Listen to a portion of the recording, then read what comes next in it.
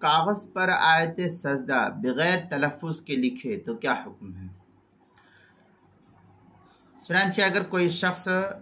کاغذ پر آیت سجدہ لکھے اور زبان سے اس حروف کی ادائیگی کو نہ کرے تو ایسے شخص پر صحیح قول کے مطابق سجدہ تلاوت واجب نہیں ہوگا، کیونکہ سجدہ تلاوت کے وجوب کے لیے کلمہ سجدے کے ساتھ اکثر آیت سجدہ کا زبان سے پڑھنا یا کان سے سننا ضروری ہے، اور کتابت و تلاوت میں یہ صورتحال نہیں پائی جاتی ہے، اس لیے اس صورت میں سجدہ تلاوت کا وجوب نہیں ہوگا۔ چنانچہ علامہ حسکفی رحمۃ اللہ علیہ اس سلسلے میں یہ لکھتے ہیں،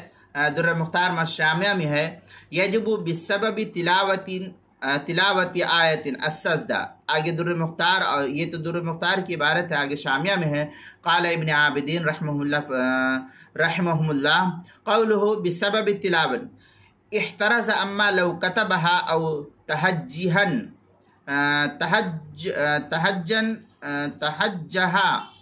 فلا سجود علیہ۔ اس طریقے کی عبارت در مختار شامی جلد نمبر 2 صفحہ نمبر 575 کتاب الصلاح باب سجود تلاوہ کے تحت اس کو نقل کیا۔ حلبی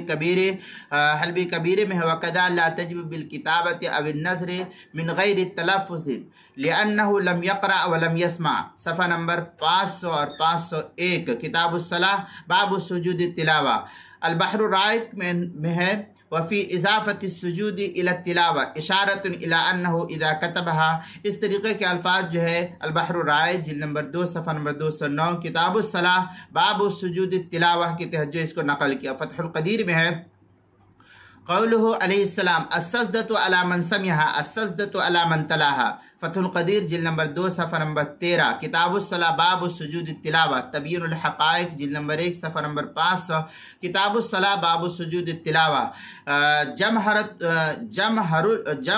القواعد الفقہیہ کے اندر ہے، الحکم ینتفی بانتفاع سببہ سواء انتفع لعذر او غیر لعذر، جلد نمبر 2 صفحہ نمبر 726 رقم القاعدہ 854۔ المغنی علی مختصر الخرقی جلد نمبر 5 صفحہ نمبر 417 کتاب اللقطہ موسوعۃ القواعد الفقہیہ جلد نمبر 4 صفحہ نمبر 163 پہ اس کو نقل کیا۔ اسی طریقے سے المسائل المہمہ فیما ابتلت بہ العامہ، اس کی جلد نمبر 1 صفحہ نمبر 76 عنوان ہے کاغذ پر آیت سجدہ بغیر تلفظ کے لکھے، مسئلہ نمبر 70 کے تحت اس کو نقل کیا گیا ہے۔